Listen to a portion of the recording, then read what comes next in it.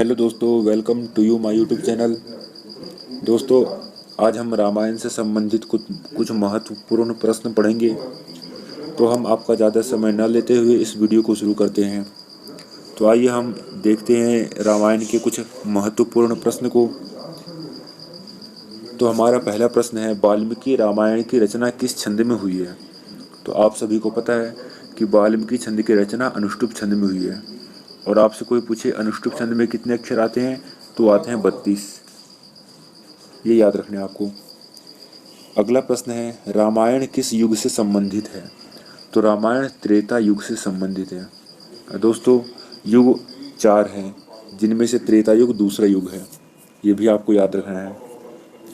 हमारा अगला प्रश्न है, रामायण के प्रथम कांड का क्या नाम है? तो प्रथम कांड का नाम है बालकांड।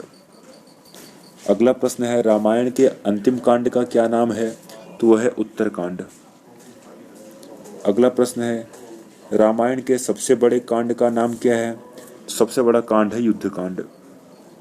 ये आपको याद रखना है कि रामायण का सबसे छोटा कांड क्या है, बड़ा कांड क्या है, प्रथम कांड क्या है, अंतिम कांड क्या है।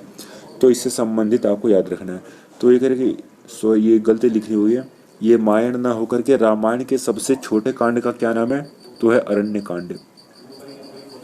अगला प्रश्न है, रामायण महाकाव्य का दूसरा नाम क्या था?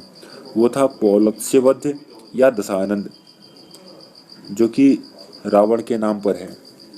अगला प्रश्न है, इंद्र के प्रसिद्ध हाथी का क्या नाम था?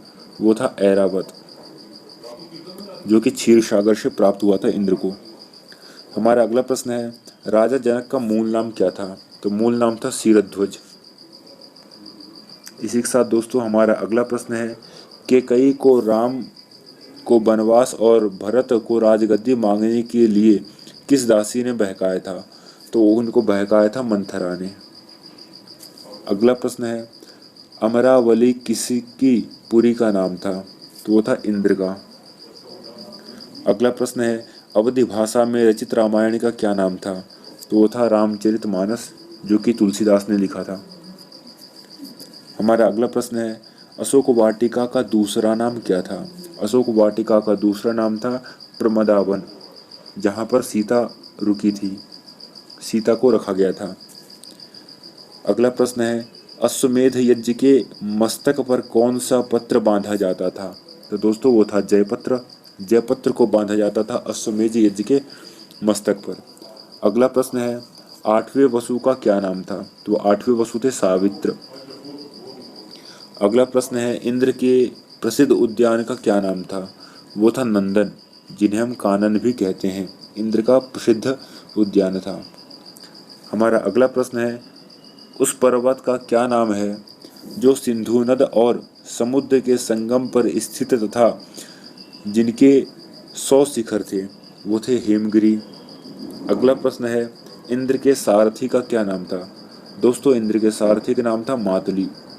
ये आपको याद रखना है, ये अक्सर पूछे जाते हैं। हमारा अगला प्रश्न है, उत्तर कुरु प्रदेश में स्थित कुबेर के उपवन का क्या नाम था? उनका नाम था चित्ररथ। अगला प्रश्न है, उस ग्रह का क्या नाम है जो समय समय पर सूर्य और चंद्रमा पर ग्रहण लगाता है? तो है राहु, जिसका श्री कृष्ण ने वध किया था। अगला प्रश्न है, किस महर्षि ने श्री राम के दुखमय जीवन की भविष्यवाणी की थी? तो था दुर्वासा ऋषि, जिन्होंने श्री राम के दुखमय जीवन की कल्पना की थी। हमारा अगला प्रश्न है, उस वानर यूथपति का क्या नाम था जो चांदी के समान धवल वर्ण का था? तो वो था श्वेत।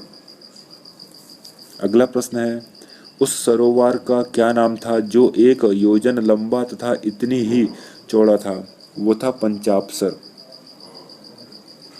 अगला प्रश्न है, कलह प्रिय किसका नाम था? दोस्तों कलह प्रिय नारद का नाम था। ये आपको याद रखना है। अगला प्रश्न है, किस ऋषि को समुद्र चूलुक कहते हैं? वो था अगस्त्य ऋषि। धन्यवाद।